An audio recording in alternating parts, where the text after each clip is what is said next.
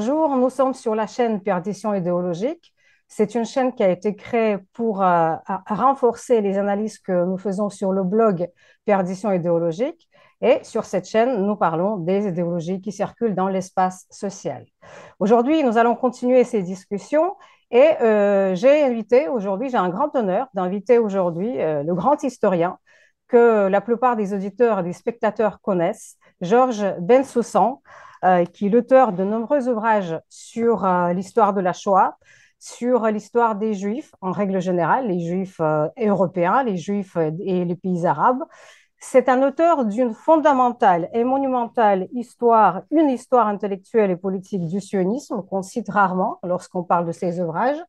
Et à part tout ce qu'on peut trouver, enfin, je ne peux pas citer tout ce qu'il a écrit, le dernier livre que Georges Bensoussan a écrit s'intitule Les origines du conflit israélo-arabe de 1870 à 1950. Et il vient de sortir une note à Fondapol qui s'intitule Les pogroms en Palestine avant la création de l'État d'Israël de 1830 à 1948. Bonjour Georges Bensoussan. Bonjour Yana Grichpin. Alors aujourd'hui, j'ai convoqué Georges Bensoussan ici pour parler d'un mythe qui circule absolument partout dans les médias, dans le discours politique, notamment sur les réseaux et même dans la bouche de certains universitaires. On parle souvent du fait que les Juifs sont arrivés en Palestine en 1948 et ils ont volé les terres des Arabes palestiniens qui étaient là. C'est une mythologie très répandue et dont personne n'a parlé avec Georges Bensoussan, qui a été très souvent invité par CNews en général. D'autres médias ne l'invitent pas, il faut dire ça. Et donc aujourd'hui, j'ai profité de cette occasion unique d'avoir cette conversation avec lui pour parler de ce mythe, de la spoliation des terres arabes. Donc Georges Bensoussan, ma première question à vous, quand on parle des terres, on parle d'un mode de propriété. Et peut-être qu'aujourd'hui, vous allez nous expliquer en détail qu'est-ce que c'est que cette mythologie, pourquoi elle circule, qui l'a diffusée. Ça va peut-être apparaître en filigrane. Donc, ma première question pour vous, qu'en est-il du mode de propriété dans la région de la Palestine ottomane d'abord, mandataire britannique par la suite, au 19e siècle? La parole est à vous. Oui, c'est la question de fond. Quel est le mode de propriété au XIXe siècle dans cette région que personne n'appelle d'ailleurs la Palestine? Ça n'existe pas. Elle est divisée en différentes régions qui appartiennent soit à la juridiction de Damas, soit à la juridiction de Beyrouth, soit de Jérusalem. Le mode de propriété qui domine est un mode de propriété collectif qu'on appelle en droit ottoman le moucha. Or, au XIXe siècle, la volonté de réforme de l'Empire ottoman va également concerner la propriété foncière. Et l'Empire ottoman, dans les années 1856, à partir de 1856 et jusqu'au 1870 au moins, va réformer progressivement le code foncier et va faire passer la propriété collective de la terre, qui était dominante, à un mode de propriété individuelle. Bon. C'est-à-dire qu'en gros, à partir de 1856, les réformes commencent. La première grande réforme du Code foncier, c'est 1858, dans une Palestine où, en général, le mode de propriété est collectif, mais il y a tout de même une propriété individuelle qui fait que la répartition de la terre est très inégale. À cette époque-là, 250 familles arabes possèdent autant que l'ensemble des familles arabes de ce qu'on appelle, je mets des guillemets, la Palestine, mais encore une fois, les limites ne sont absolument pas fixées. Bon. En 1867, la loi va permettre aux étrangers d'acheter de la terre également dans l'Empire ottoman, et c'est en 1869 que le Code foncier légalise le transfert des terres communautaires aux terres individuelles. Alors, si on prend les années 1930 à l'époque du mandat britannique, quelle est la situation du code de propriété foncier en Palestine mandataire, c'est-à-dire entre la mer et le Jourdain? Eh bien, en gros, on a désormais une majorité de terres qui sont en mode de propriété individuelle, 56% exactement, et le reste, 44% en mode de propriété collectif. Alors, ce qu'il faut noter, c'est que ce mode de propriété collectif qui persiste, il persiste surtout dans l'épine dorsale de la Palestine mandataire, c'est-à-dire la chaîne des hauteurs qui vont en gros de Nazareth actuellement en Israël, jusqu'à Hébron, Hebron au sud, en passant par Jérusalem, bien sûr, Ramallah, Naplouse et Jenin.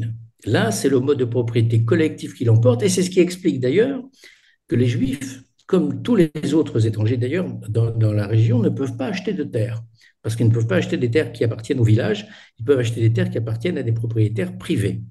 Excusez-moi, Voilà quand la vous parlez situation. du mode collectif, du mode de propriété collectif, ça veut dire que les terres appartiennent à qui? À quelle collectivité? Alors, collectif, c'est-à-dire quand on parle de mode de propriété collective, ça signifie tout simplement que la terre appartient au village Hein. et que la propriété villageoise est répartie tous les 2 ans, c'est-à-dire que tous les 2 ans, chaque famille reçoit un lopin de terre à cultiver pendant 2 ans, qui n'est évidemment pas le même que les 2 années précédentes. Ce qui permet donc une rotation des terres, à savoir que ce ne sont pas toujours les mêmes qui ont les meilleures terres ou les mêmes qui ont les terres les plus ingrates. C'est ça le mode de propriété collectif. À partir du moment où la terre la réforme du Code foncier ottoman, peut être répartie dans les différentes familles et vendue, eh bien, elle devient la propriété individuelle des familles. Mais à partir du moment où elle devient une propriété individuelle, elle est cessible, on peut la vendre. Et c'est ce qui permet effectivement aux grands propriétaires arabes d'acheter beaucoup plus de terres, mais aussi comme aux acquéreurs juifs, mais ils ne sont pas les seuls, à acheter des terres à partir de la fin du 19e siècle. La question aussi qui se pose, puisque ça va être l'objet de polémiques infinies jusqu'à aujourd'hui, avec cette mythologie selon laquelle les Juifs auraient volé les terres des Arabes, c'est qui vend des terres aux Juifs à ce Exactement, moment-là, c'était ma à la fin du question. 19e siècle. Ce sont essentiellement, avant 1914, des grands propriétaires absents qui habitent Beyrouth ou Damas ou même carrément des capitales européennes. C'est également le gouvernement ottoman. Alors, le gouvernement ottoman, indirectement, parce que le gouvernement ottoman va vendre des terres de propriété aux enchères, des terres arabes de paysans insolvables. Donc, ces terres ont été saisies et elles sont vendues. Elles sont vendues au nom du gouvernement ottoman. Et puis, en troisième lieu, tout simplement, les terres sont vendues par des propriétaires palestiniens qui sont d'ailleurs généralement des chrétiens plus que des musulmans. Et alors, ce qui est important également à noter, c'est que les terres qui sont acquises avant 1914 sont pour l'essentiel des terres domaniales, c'est-à-dire des terres qui appartiennent à l'Église orthodoxe, en particulier des biens fonciers ecclésiastiques, à des sociétés étrangères, à des hommes d'affaires également, et un bon quart à peu près des terres appartiennent au contraire à des grands propriétaires résidant en Palestine. Bon. Alors, ce qui est également important à noter, c'est que très tôt, la demande foncière est importante et elle explique que le prix de la terre ne va pas cesser d'augmenter en Palestine jusqu'à 1948, jusqu'à la fin du mandat britannique. On estime qu'entre 1910 et 1944, le prix de la terre en Palestine aurait augmenté de 5000%. 5000%. Et évidemment, on pense immédiatement, si le prix de la terre a augmenté, c'est parce que la demande des Juifs a été importante. Or, c'est un mythe. Je vais l'expliquer dans un instant. La demande des Juifs est très faible. En fait, c'est une demande arabe qui explique cette montée du prix de la terre, et pas seulement une demande arabe, c'est une explosion démographique de la population arabe qui fait que la demande de terre est beaucoup plus importante. C'est ça la cause de la crise foncière en Palestine, ce n'est pas la demande des terres par les Juifs. Alors, encore un dernier mot, c'est que quand les ventes de terres aux Juifs commencent, et elles sont très modestes, je vais donner des chiffres dans un instant, la presse arabe en Palestine avant 1914 s'en prend immédiatement à ces vendeurs de terre, et on a l'impression à lire la presse arabe de cette époque-là que les ventes de terre à cette époque-là ne concernent que les Juifs. En réalité, les ventes de terre aux Juifs sont très marginales par rapport aux ventes de terre entre un paysan ou un propriétaire arabe et un acheteur arabe. Donc la plupart des ventes de terre se font entre les Arabes eux-mêmes et pas avec les Juifs. Qui sont les Juifs qui achètent ces terres? Alors, les Juifs qui achètent ces terres, c'est à partir de 1881-82, à partir de ce qu'on appelle la première alia. Ce sont des familles, tout simplement, des familles privées, qui en général n'achètent pas individuellement, qui achètent en se regroupant, 15-20 familles. L'exemple le plus emblématique, ce sont ces Juifs russes et roumains d'origine, autour d'un homme qui s'appelle Zalman David Levontin, qui en 1882 va acheter des terres dans des dunes absolument désertes sur la côte, Et c'est là qu'ils vont d'abord essayer de trouver de l'eau, c'est le grand problème, mais ils vont mettre un temps infini à trouver de l'eau en très grande profondeur, mais ils vont trouver de l'eau finalement. Et c'est à partir de là qu'ils vont établir cette petite agglomération qui va s'appeler Rishon LeZion, la première ration précisément, et qui va ensuite s'agrandir et donner une moshava, c'est-à-dire une collectivité agricole relativement prospère. En fait, après, à partir de 1901, ce ne sont plus des propriétaires privés qui achètent la terre pour les juifs, c'est un fonds national juif qui s'appelle le Keren Kayemet l'Israël. C'est le congrès sioniste qui a été créé 4 ans plus tôt qui le met sur pied et qui achète les terres en nom collectif. Et à partir de ce moment-là, la terre est propriété collective du Keren Kayemet l'Israël et elle est louée à des exploitants juifs qui s'engagent à la mettre en valeur. Donc, à partir de 1901, la terre est rarement une propriété privée de juifs eux-mêmes, elle est davantage une propriété collective du foyer national juif qu'on appelle le Yishuv à ce moment-là. Mais encore une fois, au-delà de ça, ce qu'il faut très bien voir, c'est que très vite, on a affaire à une population arabe qui augmente considérablement avant 1914 et encore plus durant la période mandataire. Je pense que c'est là-dessus qu'il faut insister. À la fin du 19e siècle en Palestine, on assiste à une augmentation de la population arabe et plus généralement musulmane. Pourquoi? Je crois qu'il y a 3 raisons. La première, c'est l'expansion européenne qui va contribuer à mettre en valeur la Palestine. La deuxième, c'est l'ouverture du canal de Suez en 1869, donc très proche de la Palestine. Et la troisième, c'est l'immigration juive, c'est-à-dire que l'immigration juive a contribué à mettre en valeur la Palestine, et en contribuant à mettre en valeur la Palestine, elle a créé une demande d'emploi. La Et cette Palestine demande mandataire d'emploi, britannique. La Palestine mandataire britannique. avant même les Britanniques, avant 1914. Alors ça sera encore plus vrai avec les Britanniques, j'y viens dans un instant. Cette demande d'emploi, cette énorme demande d'emploi, elle va trouver à se satisfaire dans une immigration arabo-musulmane qui va venir des régions voisines. Alors ça sera des Bédouins sédentarisés, des paysans venus d'Égypte ou du Soudan, des ouvriers agricoles venus de Syrie, de Damas ou d'Alep. Ce sera des Druzes libanais, ce sera même des Bosniaques, donc des non-arabes, des musulmans non-arabes, des Albanais, des Turcs également, des Circassiens. Et il y a même des Algériens qui viennent dans la foulée de l'émir Abdelkader, qui a trouvé refuge en Palestine dans les années 1860. 13 000 Algériens se sont installés essentiellement à Tzfat, à Safed, en Galilée. Alors, ce qui est important également à noter, c'est que quand la première Aliyah, 1882, crée ses premières implantations. Ces premières implantations ont également attiré un emploi arabe, ce qui fait que on assiste à Rishon LeZion, comme dans les autres implantations juives d'avant 1914, souvent à une minorité juive avec une majorité de travailleurs arabes qui travaillent avec eux. Donc en fait, la mise en valeur par les juifs a entraîné un accroissement de l'immigration arabe. Et on le voit bien dans l'essor de Jaffa. C'est-à-dire que Jaffa, qui est le seul port d'entrée en Palestine à cette époque-là, Jaffa est une petite bourgade en 1800, à l'époque où Bonaparte est en Palestine, de 2500 habitants. Eh bien, en 1914, Jaffa est devenue une ville de 50 000 habitants. Et c'est dû évidemment à l'essor économique. Alors, quand les Anglais arrivent en Palestine à partir de 1917, et quand le mandat s'installe officiellement par la SDN à partir de 1922, eh bien, les Anglais vont mettre en valeur le pays par d'abord la construction des camps militaires, la construction de chemins de fer, la construction de routes, mais aussi la construction de raffineries, parce que je rappelle que le pétrole a été découvert en Irak en 1908 et que ce pétrole irakien va être acheminé sur la Méditerranée et l'oléoduc va arriver jusqu'au port de Haïfa dans les années 30. Bon. Donc tout ça crée une demande d'emploi considérable et le résultat de tout cela, ajouté à la deuxième Aliyah, puis la troisième Aliyah après la guerre et la quatrième Aliyah, avec la naissance d'un grand nombre de moshavot et de kibbutzim, c'est que ça crée une demande d'emploi considérable, ce qui fait que la population arabe augmente énormément.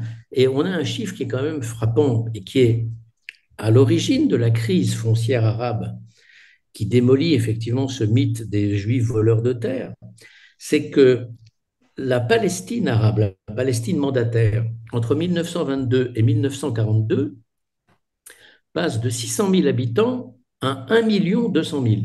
C'est-à-dire que la population double en 20 ans. Évidemment, ce n'est pas seulement l'accroissement naturel, parce qu'au même moment, la population en Égypte n'augmente que de 25%. Et à quoi voit-on également que cela est dû profondément à la mise en valeur du pays par les Juifs? On le voit au fait que quand on regarde les cartes de la Palestine mandataire, les cartes faites par les Anglais, qui sont très bien faites et qui sont conservées en Israël dans différentes universités, bien on constate que dans les zones où il y a un peuplement juif important, la population arabe s'accroît considérablement. Mais dans les zones où il n'y a pas de juifs, comme Gaza, Ramallah, Jenin ou Naplouse, la population arabe s'accroît très, très modestement. Donc il y a un lien direct, bien sûr, entre les deux. Ah, oui, ça c'est vraiment, on n'entend jamais ce genre de preuves. Même, je ne sais pas si Henri Laurent en parle dans ses 5 volumes quand il parle de la Palestine. Il en parle, oui, mais il refuse de faire le lien avec la mise en valeur par les juifs, ce qui est quand même assez étonnant. Parce que Euh, les statistiques anglaises, ils s'appuient sur les mêmes chiffres que moi, les données des Anglais, qui sont des données très rigoureuses, elles sont imparables. On voit bien que la population augmente très vite dans la vallée de Jezreel, c'est-à-dire la vallée qui va de Haïfa à Foula, où il y a énormément de kibbutzim. La population arabe s'accroît énormément, mais à côté de là, à 20 kilomètres de là, à Jenin, la population arabe ne s'accroît quasiment pas. Pourquoi? Parce qu'il n'y a pas de juifs, tout simplement. et cette Il suffit de population, regarder les cartes. on va les mettre aussi sur l'écran. Où est-ce qu'ils habitent, ces immigrants arabes, quand ils arrivent à travailler pour les Juifs? Et ils se fixent tout simplement là où il y a des nouveaux villages, des nouvelles agglomérations qui ont été créées par les Juifs. Ils deviennent ouvriers agricoles, par exemple, ou ouvriers du bâtiment. Ils se fixent dans les villes, dans les quartiers populaires des villes, souvent à la périphérie. Ils se fixent dans les moshavot ou ailleurs. Ça pose pas véritablement de problème. Ce qui est plus intéressant quand même ici à interroger, c'est quel est le volume de terre acheté par les Juifs à la période mandataire en fait, ou avant même la période mandataire, on constate qu'en fait, c'est très modeste. Contrairement au mythe, on a l'impression, quand on entend la mythologie aujourd'hui des Juifs qui auraient volé la terre des Arabes, que les Juifs ont acheté toute la Palestine. En réalité, ils ont acheté très peu de terre. Ils ont acheté très peu de terre et ils ont acheté des terres essentiellement dans des régions où il n'y avait personne, c'est-à-dire premièrement la côte, qui est une côte sablonneuse mais infestée par la malaria, donc elle est déserte entre le sud de Jaffa et Haïfa.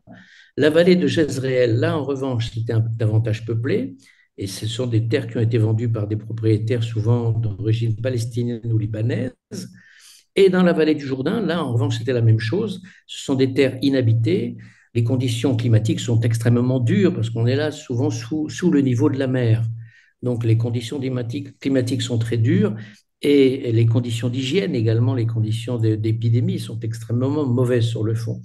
Mais si on fait un bilan global des terres achetées par les Juifs, bien on constate qu'entre 1878, c'est l'année où a été créé Petar Tikva, et 1908, la révolution jeune turque, les Juifs achètent 400 000 dunams. Alors, ça ne dit rien à personne. Je vais expliquer ce qu'est un dunam. Un dunam, c'est un dixième d'hectare. Un dunam, c'est 1000 mètres carrés. Bon, c'est tout petit. Mais 400 000 dunams, ça ne dit rien à personne si je ne dis pas que la Palestine mandataire compte 27 millions de dunams. Donc, en fait, les Juifs ont acheté 400 000 dunams. Bon. Dans les 20 ans qui suivent, ils en achètent encore 400 000 autres. Ce qui fait qu'au total, ils possèdent environ 1 million de dunams lorsqu'éclate la Première Guerre mondiale. 1 million de dunams sur 27 millions. Et Bon. ça fait combien un hectare? C'est peut-être plus Alors, parlant. il suffit de diviser par 10. Quand on a 10 dunams, ça fait 1 hectare. Un hectare. Donc, si je dis 800 000 dunams, ça fait 80 000 hectares. Voilà, c'est tout simple. Bon. Donc, en fait, l'emprise agricole des Juifs est très modeste. Ils possèdent, en 1914, environ 2% des terres de la Palestine. Alors, la question est la suivante, c'est que quand on progresse dans les années et qu'on arrive jusqu'en 1948, on s'aperçoit que les Juifs continuent à acheter relativement peu de terres. En 1948, quand le mandat se termine, ils possèdent 6,5, 6,8 peut-être pour cent du territoire de la Palestine. Donc, ils ont acheté très peu de terres. Ils n'ont rien volé du tout. Tout s'est fait sous la forme de transactions tout à fait rigoureusement enregistrées. La question est la suivante, c'est pourquoi ont-ils acheté si peu de terres? Mais je crois qu'il y a deux raisons essentielles. La première raison, c'est le manque d'argent. La terre est extrêmement chère. J'ai dit tout à l'heure les taux d'augmentation. Mais la deuxième raison est, à mon avis, plus importante, c'est que le Yishuv, c'est-à-dire la communauté juive de Palestine, est un phénomène urbain. C'est qu'en réalité, les Juifs ont moins besoin de terre qu'on ne croit. Quand on regarde le mouvement sioniste en Palestine avant 1948, on a immédiatement l'image du kibbutz, une image rurale. En fait, c'est un mythe. C'est-à-dire que la minorité vit dans les campagnes. Les deux tiers des Juifs vivent dans les villes, et même dans les grandes villes. Par exemple, en 1948, sur 600 000 Juifs dans le Yishuv, 200 000 vivent dans l'agglomération de Tel Aviv. Si vous ajoutez l'agglomération de Jérusalem et de Haïfa, vous obtenez les deux tiers des Juifs. Donc voilà les raisons pour lesquelles les Juifs achètent peu de terre. Alors, est-ce que par ailleurs, les offres de terre faites par les Arabes sont importantes? Elles sont très importantes à ce moment-là. Pourquoi? Parce qu'il y a une énorme demande arabe. Et pourquoi y a-t-il une énorme demande arabe? Parce qu'il y a un énorme accroissement démographique. Voilà, la raison, elle est là. Donc le prix de la terre continue à augmenter. Et évidemment, ça dissuade aussi un certain nombre d'acheteurs juifs. Bon. Mais alors, si les achats de terre continuent, la paysannerie arabe s'appauvrit, ce qui mène aussi à une crise foncière dans ces terres. Car Voilà. on a beaucoup d'Arabes pauvres. Exactement. C'est ce qui va se passer avec la paysannerie palestinienne se passe également dans l'ensemble du Proche-Orient avec les paysanneries syriennes, irakiennes, égyptiennes. C'est à peu près la même chose partout. La- les paysans arabes vont être pris dans la spirale de la dette. Et à partir du moment où ils sont pris dans la spirale de la dette, pour se débarrasser des dettes, ils vont souvent s'enfoncer encore un peu plus et progressivement finir par abandonner la terre à de grands propriétaires arabes qui vont constituer de très très grands domaines. J'explique le mécanisme, il est très simple. Bon, c'est que la, à partir du moment où il y a eu, premièrement, un accroissement de la population arabe par l'immigration, mais deuxièmement également, à partir des années 20, une meilleure hygiène de vie dans les zones où les Juifs sont installés, et cette hygiène, entre autres, qui s'est traduite par l'amélioration des circuits de l'eau, qui véhiculent beaucoup de maladies, cette hygiène a retenti sur les populations arabes du voisinage. Ce qui fait que dans les zones juives où il y a une population arabe, la mortalité infantile de la population arabe diminue considérablement. C'est-à-dire que là où d'habitude, sur une famille de 8 enfants, 3 seulement arrivaient à l'âge au mariage, à partir des années 20-30, grâce au progrès de l'hygiène bien davantage qu'au progrès de la médecine, dans cette famille arabe traditionnelle où la natalité reste très forte, au lieu d'avoir 5 enfants qui vont mourir en bas âge ou avant l'âge de 10 ou 12 ou 14 ans, on aura 3 enfants seulement qui mourront, donc c'est-à-dire 5 qui vont arriver à l'âge adulte.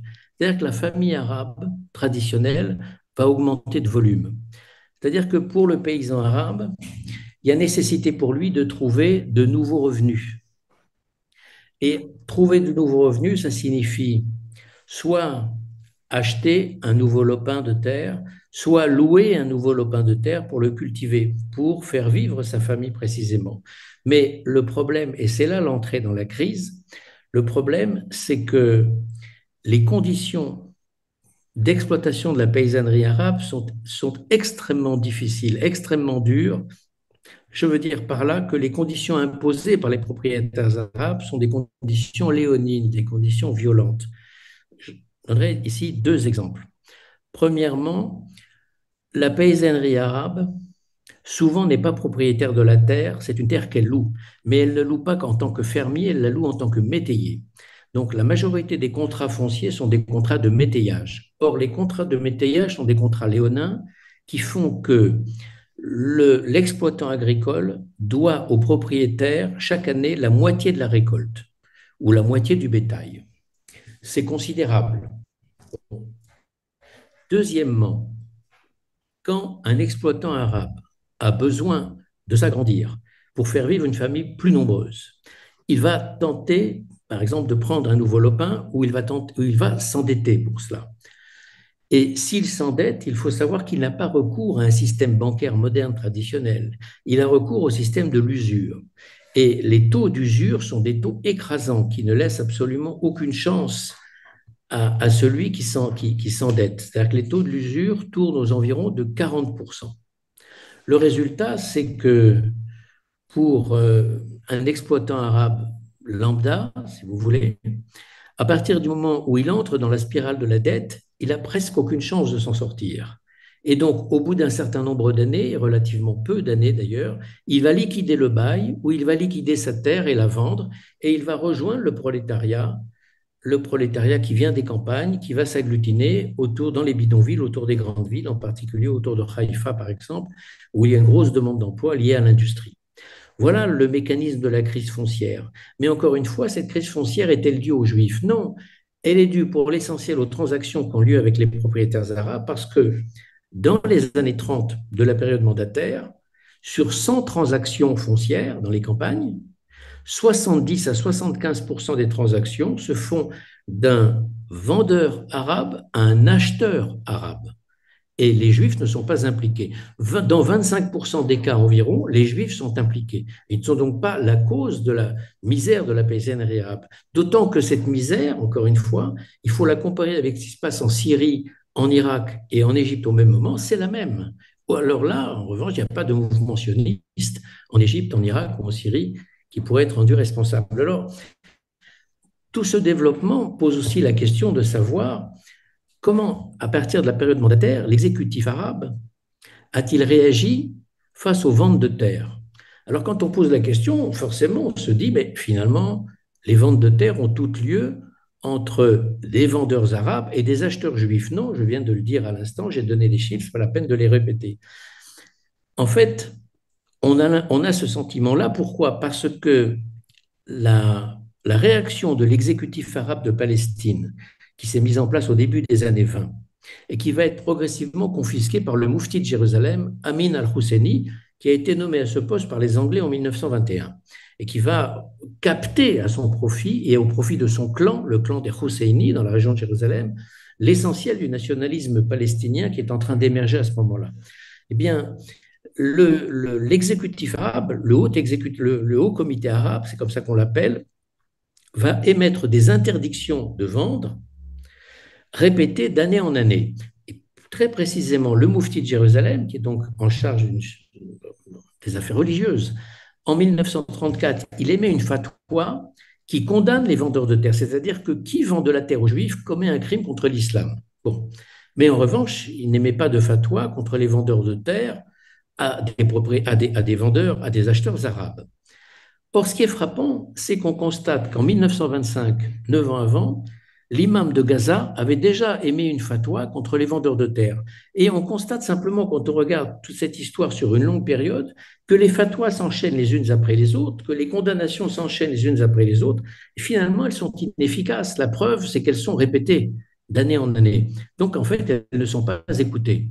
Donc, malgré les interdictions de vente de la terre, en fait, les propriétaires arabes continuent à vendre de la terre aux juifs quand les juifs veulent bien leur acheter. Et là, on est en présence d'un double langage qui met un certain malaise et que les contemporains arabes eux-mêmes ont dénoncé. Je voudrais citer ici d'abord un historien, non, pardon, pas un historien, mais un grand témoin arabe de l'époque, c'est un intellectuel arabe chrétien, protestant, il s'appelle Khalil al-Sakakini. C'est un grand pédagogue aussi qui a mis au point, avant la guerre de 14 déjà à Jérusalem, des méthodes d'éducation très originales. Et il a tenu un journal qui est une mine. Malheureusement, une grande partie du journal n'est pas traduite. Et il écrit à propos des vendeurs de terre. Khalil Sakakini écrit ceci: ils vendent des terres et ils spéculent, ils achètent aux Juifs et ils leur vendent, puis ils s'insurgent, ils protestent et ils exigent que le gouvernement légifère afin de leur interdire la vente des terres. Fin de citation. Donc il montre bien ici le double langage. Ce sont les mêmes qui crient le jour contre les ventes des terres et qui la nuit vendent des terres aux Juifs. Et l'un des historiens palestiniens les plus compétents, Rachid Khalidi, écrit dans une histoire de la Palestine ceci: il est vrai que beaucoup de propriétaires et de fellahin palestiniens, donc de paysans, vendirent de la terre soit par cupidité et manque de patriotisme, soit par besoin et ignorance des conséquences. Il a l'honnêteté de le reconnaître. Et ce qui est intéressant également, c'est que le consul allemand, en 1933, en poste à Jérusalem, il s'appelle Heinrich Wolf, c'est donc déjà le consul nazi, hein, il représente le gouvernement du Reich. Il fustige, je cite sa lettre, les nationalistes arabes qui, pardon, non, non, il parle, pardon, de nationalistes arabes qui fustigeaient l'immigration juive en plein jour, mais qui, dans l'ombre, vendaient des terres aux juifs.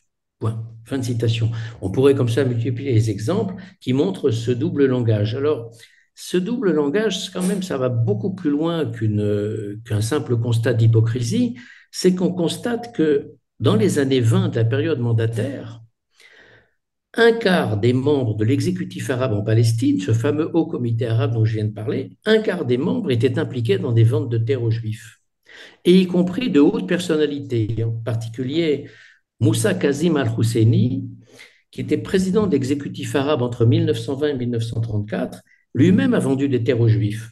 Et l'ancien maire de Jérusalem, Raghib al-Nashashibi, entre 1920 et 1934, a également vendu des terres à des juifs. Et évidemment, les uns et les autres, en public, ont toujours eu un discours très hostile. Alors, pour terminer sur cette question de la vente des terres aux juifs et du double langage, c'est que même dans le clan Husseini, alors pas le Moufti lui-même, ça certainement pas, mais dans son clan, qui est évidemment très étendu, eh bien, 5 personnes au moins de son clan ont vendu des terres à des juifs.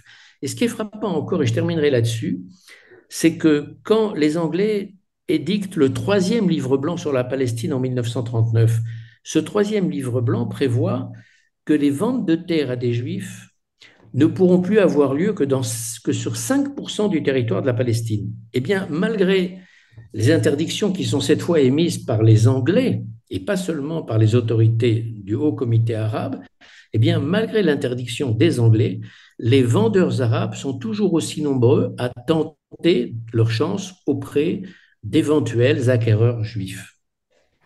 Ah, c'est intéressant. Donc, en fait, quelle est la législation en vigueur à l'époque de la Palestine mandataire? Parce que là, vous venez de faire référence au cadastre turc, si je comprends bien. Oui, non, la législation a évolué, c'est-à-dire qu'en clair, lorsque les Anglais euh, commencent leur mandat sur la Palestine officiellement en 1922, en réalité, la domination commence dès 1918. Les ventes de terre sont libres, elles sont totalement libres, mais comme ces ventes de terre sont un point de friction très dur entre la population arabe et le foyer national juif, les Anglais vont, pour tenter de calmer la colère du Haut Comité arabe, n'oubliez pas qu'on sort d'une très grande révolte qui a duré 3 ans, entre 1936 et 1939, les Anglais, dans le livre blanc, vont d'eux-mêmes interdire la cession de terres sur 95% du territoire de la Palestine. Mais ce qui ne va strictement rien empêcher, puisqu'encore une fois, les vendeurs arabes sont bien plus nombreux que les acquéreurs juifs. Alors, la question qui se pose, c'est de savoir si ces ventes de terres aux juifs, qui encore une fois sont minoritaires dans l'ensemble, est-ce qu'elles sont une cause majeure de la crise sociale de la Palestine arabe? Bien, pour ça, il faudrait voir si, quand il y a eu vente de terres à des juifs, si ces ventes de terres se sont traduites par des évictions de familles palestiniennes. Alors, on constate 2 choses. Premièrement, quand il y a des transactions foncières avant la période mandataire déjà, on constate que les propriétaires arabes, quand ils achètent de la terre, ils n'hésitent jamais à mettre dehors les tenanciers arabes. Bon, quand ils ont besoin de les mettre dehors, parfois ils les gardent tout simplement parce qu'ils vont continuer l'exploitation de la terre. En revanche, quand ce sont des juifs qui achètent, alors là, c'est beaucoup plus délicat. Souvent, les tenanciers arabes ne veulent pas partir. On peut effectivement comprendre pourquoi. Ils cultivent cette terre depuis 20, 30, 40 ou 50 ans. Et souvent, les acquéreurs juifs, en particulier par le biais du Fonds national juif, le Keren Kayemet l'Israël, vont payer la terre 2 fois. Ils vont la payer une fois aux vendeurs et une deuxième fois en incitant les exploitants arabes à partir. Mais ce départ n'a rien d'une spoliation, d'une expropriation, puisqu'encore une fois, l'acquisition est parfaitement légale. Bon.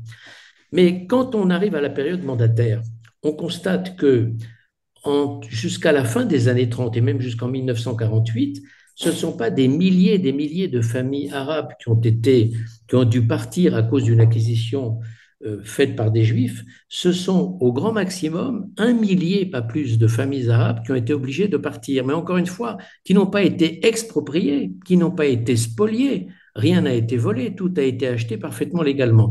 En revanche, il y a effectivement des milliers de familles arabes qui sont obligées de partir parce que leur terre a été achetée par de grands propriétaires arabes qui vont pratiquer alors un autre type d'agriculture ou qui vont consacrer les terres peut-être à autre chose. Bon, alors cela, effectivement, ce sont des milliers de personnes qui vont accroître la population des bidonvilles. Mais en ce qui concerne les acquisitions par des Juifs, si on s'en tient au rapport des Britanniques, le rapport Hobbes-Simpson de 1930 ou le rapport French de 1932, on constate que les Britanniques eux-mêmes, qui sont souvent dans la haute administration britannique, pas très tendres pour les sionistes, ils sont très peu sionistes sur le fond, malgré la déclaration Balfour, mais on constate que les Britanniques eux-mêmes reconnaissent qu'en réalité, les paysans évincés à la suite de transactions opérées par des juifs sont une infime minorité, une très très petite minorité sur le fond, parce que c'est ici qu'il faudrait insister sur cette mythologie des terres qui auraient été volées par les juifs.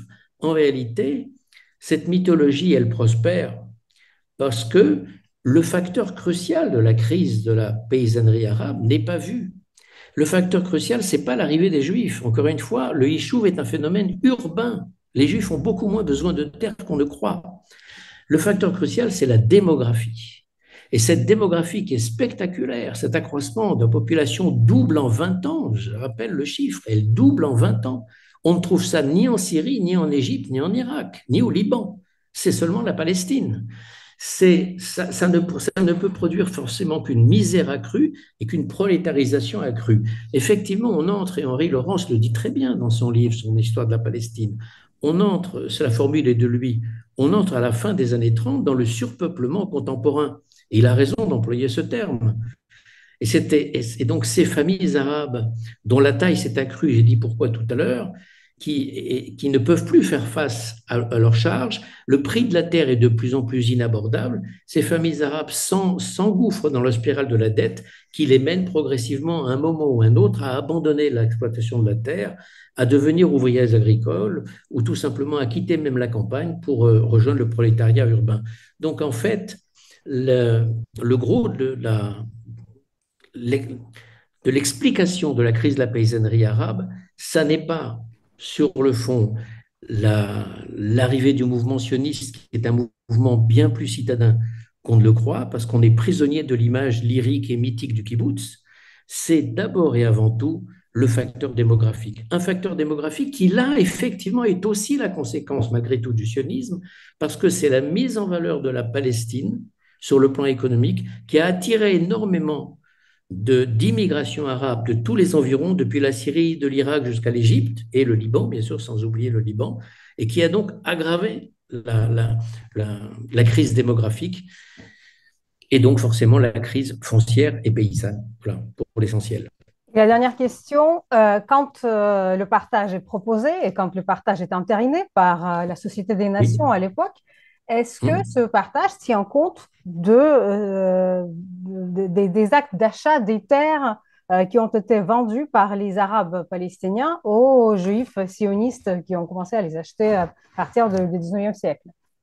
Alors, la carte du partage a été faite par la commission de l'UNSCOP, présidée par le juge suédois Emil Sandström. Et ces gens-là ont travaillé des semaines et des mois en Palestine. Ils n'ont pas travaillé seulement dans des bureaux aux États-Unis, ils ont travaillé en Palestine même. Et ils ont travaillé pour édifier finalement une carte qui prévoit 2 États et une zone internationale. Et quand on regarde la carte prévue pour l'État juif, ils ont essayé de tenir compte des zones qui avaient été où les acquisitions de terres par des juifs avaient été les plus importantes, c'est-à-dire finalement une zone qu'on repère déjà à l'époque de la deuxième Aliyah et qui représente une sorte de haine. la première jambe du N, c'est la côte de Jaffa à Haïfa. La transversale du N, elle va de Haïfa à Afula, ou du moins au lac de Tibériade. Et la dernière branche du N, elle remonte vers le Liban, elle longe la frontière syrienne actuelle, donc le long du lac de Tibériade jusqu'à la frontière syrienne actuelle, enfin longeant la frontière syrienne actuelle. Eh bien, en gros, c'est cette carte-là que les juges de l'UNSCOP vont mettre au point dans le plan de 1947. Donc, ils ont essayé de tenir compte des acquisitions de terres par les Juifs. Voilà. Et alors, comment vous expliquez que malgré toutes ces connaissances qui sont quand même accessibles, ce ne sont pas les secrets bien gardés, dans toute l'Europe ou ailleurs aussi, dans le monde arabe bien évidemment, circule cette mythologie des Juifs voleurs des terres et Parce qu'on que, on entend toujours bien ça, sûr, même. parce que votre question, en fait, elle recoupe une question qui est beaucoup plus vaste, c'est comment se fait-il que la propagande l'emporte sur l'histoire? Comment se fait-il que les croyances l'emportent sur les faits? Comment se fait-il que les opinions l'emportent sur la pensée? C'est ça les questions de fond que vous posez derrière. L'histoire n'a pas droit de citer ici, on est dans la propagande, on est dans des récits mythologiques où il s'agit de délégitimer en profondeur l'État d'Israël et montrer que c'est un État de spoliateur et de voleur de terre. En réalité, toute étude historique honnête, et encore une fois, même si vous prenez Henri Laurence qui ne brille pas pour son amour du sionisme, mais qui est un historien honnête, Henri Laurence montre très bien dans sa monumentale histoire de la Palestine qu'il n'y a pas de spoliation. Il n'y a aucune spoliation, que le facteur numéro un de la crise, et même le seul facteur, même pas numéro un, le facteur unique de la crise, c'est la croissance démographique. Elle est là et elle n'est jamais mentionnée par tous ces gens qui ont tendance à diaboliser l'État d'Israël et à en faire un État spoliateur, un État de voleurs. Bon. Encore une fois, on est très loin ici de l'histoire. Ce dont on a besoin dans ce conflit qui est ultra médiatisé, c'est de l'histoire, tout simplement. On a besoin que cessent les passions pour avoir réellement un discours historien. C'est la fameuse phrase de Marc Bloch dans les années 30, grand historien médiéviste, qui s'adressait aux historiens de la Révolution française, qui s'écharpait sur Danton, sur Robespierre, entre Girondins, Jacobins, etc. Il leur disait, Robespierriste, anti-Robespierriste, par pitié, dites-nous simplement quel fut Robespierre. C'est tout. Mais nous, on a envie de dire, dites-nous simplement quelle fut l'histoire de la Palestine, en dehors des clichés et des mises à l'encan, des diabolisations et des mythologies noires. C'est tout. C'est tout ce qui Merci nous beaucoup, intéresse. Georges Bensoussan. J'invite tous nos écouteurs, spectateurs, auditeurs à lire l'histoire de la Palestine d'Henri Laurence pour voir que même les gens qui n'aiment pas trop les sionistes peuvent être honnêtes et dire les choses sensées. Et puis, bien évidemment, votre livre sur les origines du conflit israélo-arabe. Et est-ce que vous allez écrire aussi un livre, parce que l'actualité est brûlante, sur le sujet que nous avons abordé? Je prépare ces origines du conflit israélo-arabe vont donner lieu à un autre livre beaucoup plus long. Le que sais-je, par définition, c'est 128 pages, vous le savez, c'est très limité.